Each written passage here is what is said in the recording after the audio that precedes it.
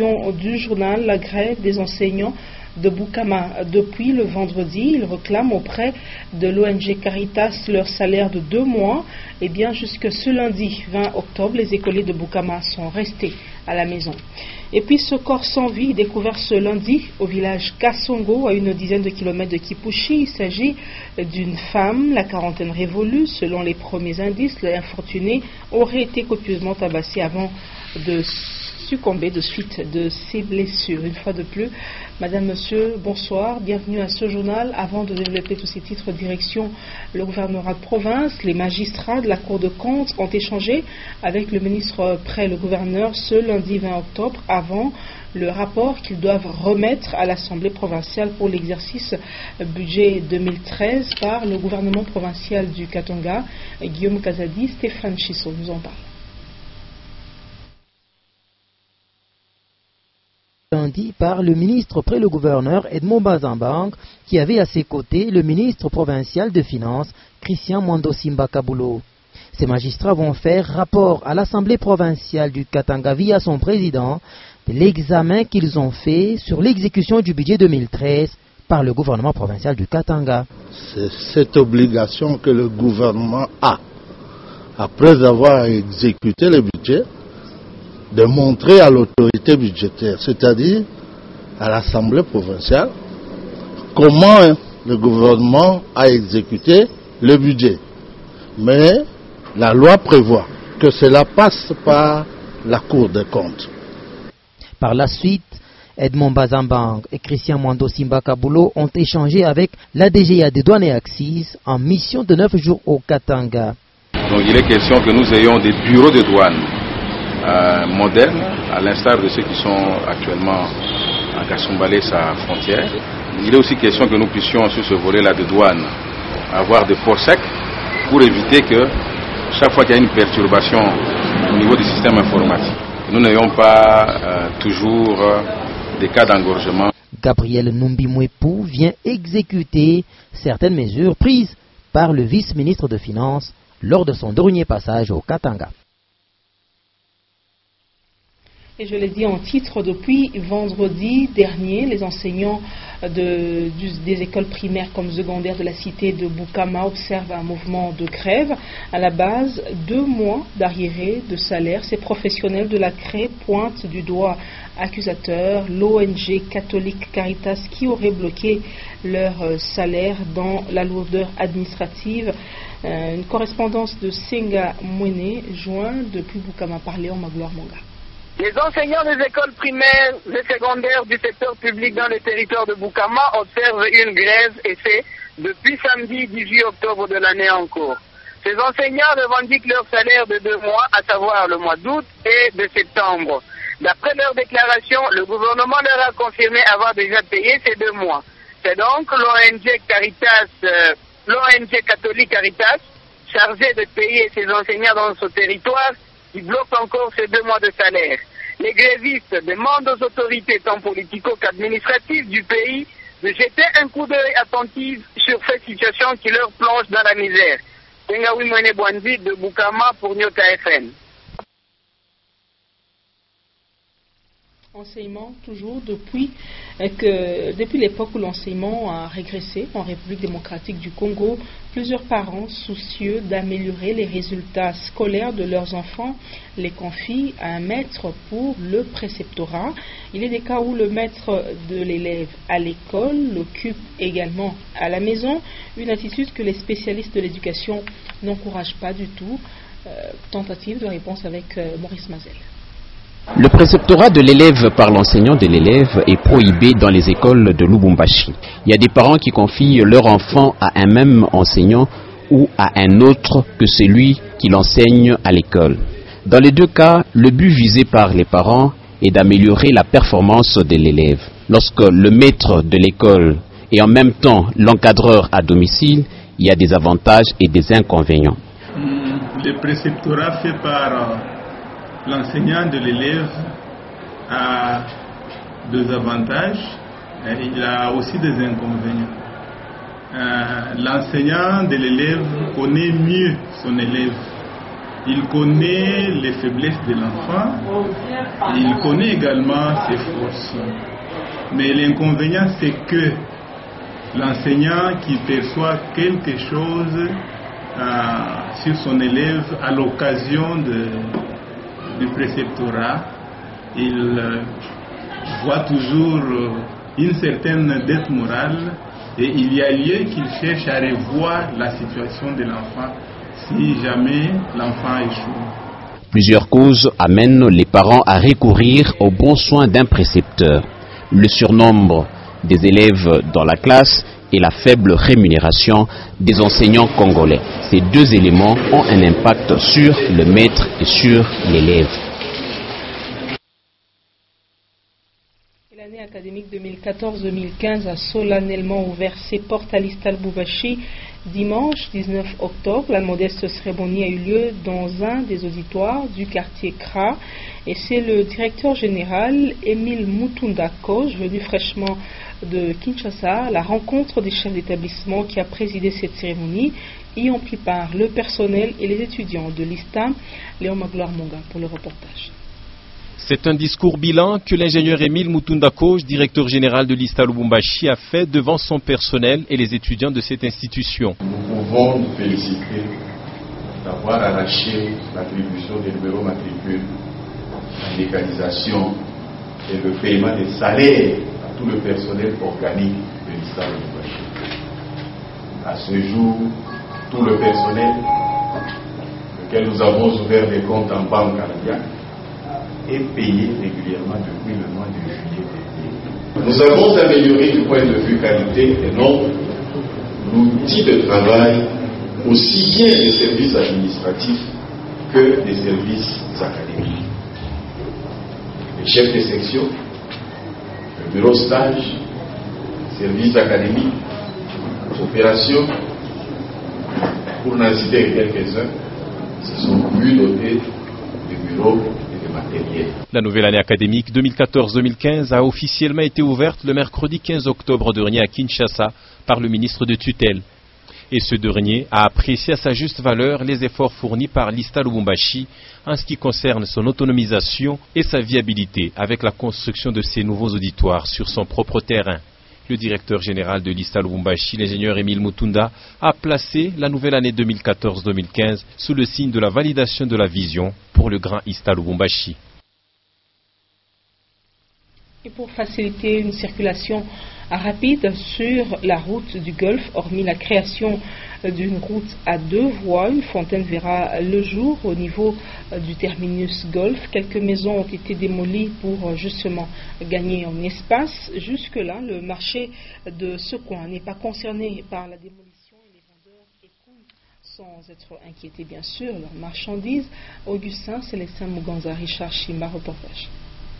La modernisation et l'élargissement de la route du Golfe implique aussi la création d'un rond-point moderne et ce dans le but de créer une bifurcation sur les axes Somalela, Mounoua, le Battant et la route du Golfe elle-même. Au niveau du terminus Golfe, la démolition des kiosques et autres échoppes a été faite de manière légale après indemnisation des parties concernées. À en croire les vendeurs du marché terminus Golfe, leur espace n'est pas concerné par ces travaux.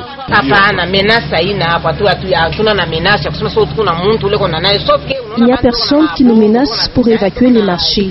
Seulement, il existe des gens qui propagent des fausses informations, comme quoi les marchés seront démolis. Et moi, en tant que responsable du marché, je ne suis pas encore saisi de la question par les autorités.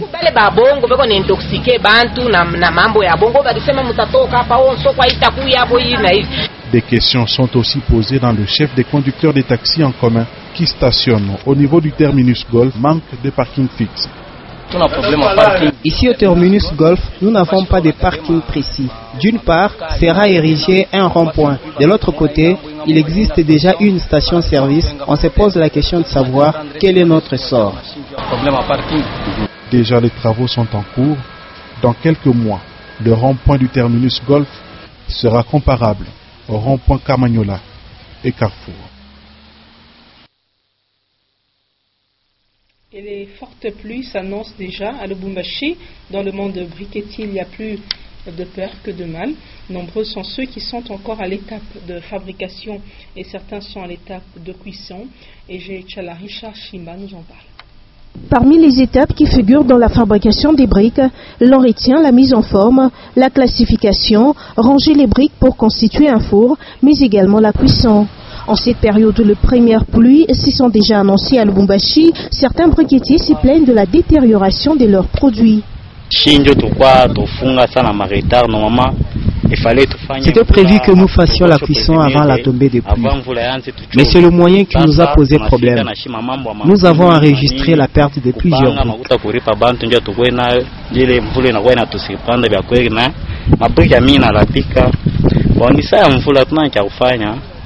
D'autres par contre font déjà une bonne affaire car ils procèdent déjà à la vente de ces matériaux de construction. Les prix d'une brique à Lubumbashi varient entre 100 et 150 francs congolais. Et la fabrication d'une grande quantité, par exemple 10 000, peut aller jusqu'à 3 semaines si toutes les conditions sont réunies. Pour certains briquetiers, les trous laissés après l'opération ne constituent pas un risque pour la population. Ils sont transformés en silos de transit. Mais il faut noter qu'à certains endroits, des cas de noyades, surtout pour les tout petits, ont été enregistrés pendant les dernières saisons pluvieuses.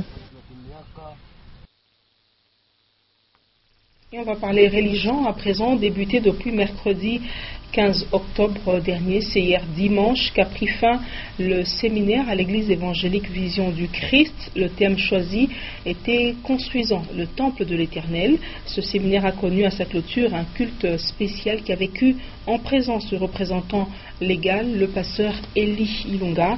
Fanfan Piana nous en parle.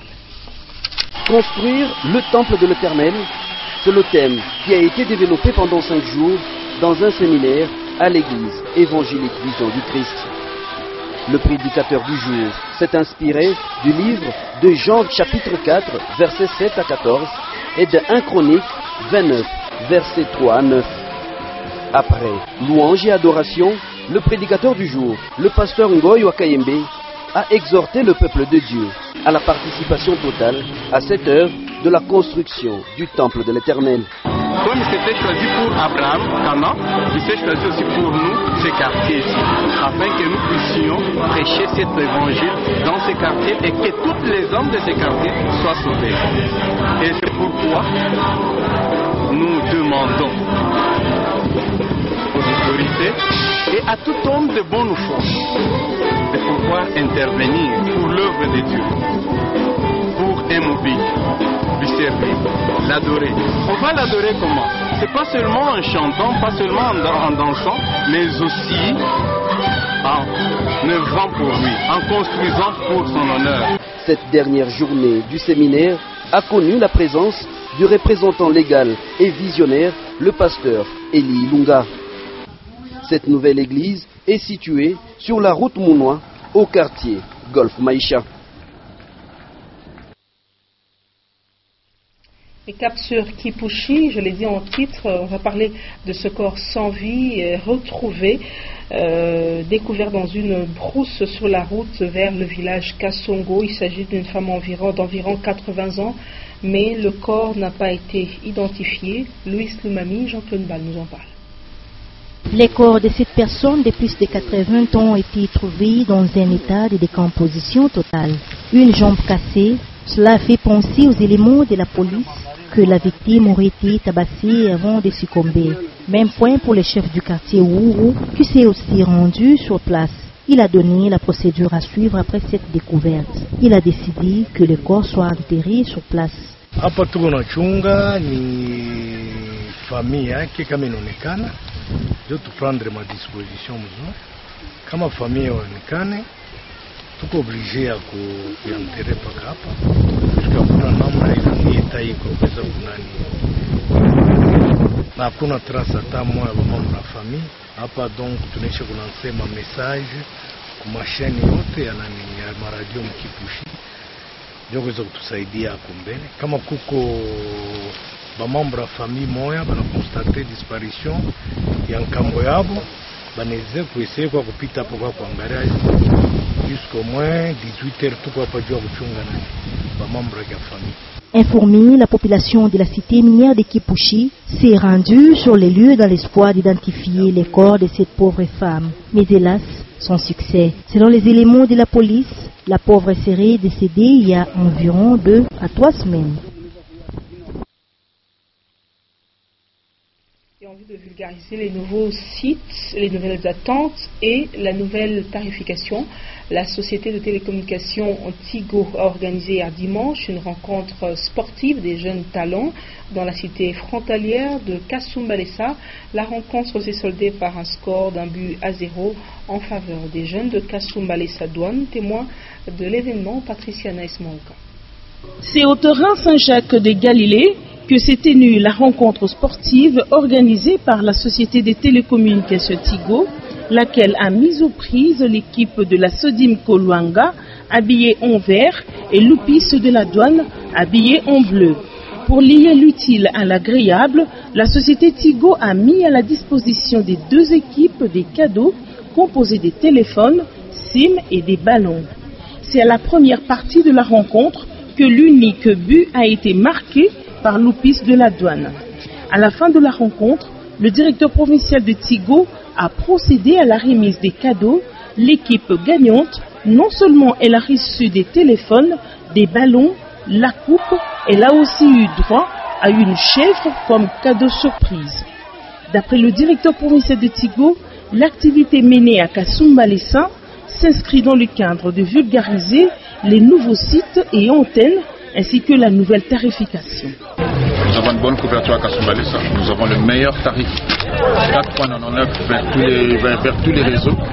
Et nous avions voulu rassembler les jeunes de Kasumbalesa autour d'un match de football pour l'entente, pour l'amitié. Nous avons une couverture jusque Sodimiko. C'est une équipe de Sodimiko qui est venue jouer ici. Et la couverture elle est bonne. Avec Tigo partout au Katanga, Mazungumuzo iko sawa sawa. Et puis cette page rose, l'honorable Vano Kiboko vient de se marier après 10 ans de veuvage. Le mariage coutumier a été organisé en présence des 2 familles. C'était à Kinshasa. Les détails dans ces éléments de reportage. C'est le samedi 4 octobre dernier que les sœurs s'est chargées d'unir Ivano Kiboko et Annie-Laure Matanda dans le cadre du mariage coutumier. La famille Kiboko, qui conduisait les fils aînés Mambwe Kasangula, a été bien accueillie par la famille Matanda dans leur résidence 6 avenue Bukaka 406 dans la commune de Bandalungwa. Sur place, c'est une double cérémonie qui a été organisée, d'abord la pré-dot puis la dot. Et les Kiboko, qui s'étaient bien préparés, ont tenu à honorer Annie-Laure Matanda les mêmes jours. À l'issue du test, la famille Kiboko a fait carton plein et les Matanda ont également rendu honneur aux Kiboko à travers une soirée riche en couleurs organisée le dimanche 5 octobre à la salle des fêtes à Chuza. Les membres de l'association katangaise Luanzo Luamikuba qui dirige l'honorable Vano Kiboko ont rehaussé de leur présence la dite cérémonie. Vano Kiboko et Annie-Laure Matanda sont désormais unis pour les meilleurs et les pires. Ainsi, on a décidé les destins après plusieurs années de veuvage. Sur cette note se referme cette édition du journal. Madame, Monsieur, merci à vous de l'avoir suivi. Je vous retrouve demain à 23h pour vous informer avec le même et réel plaisir. Prenez soin de vous. Au revoir.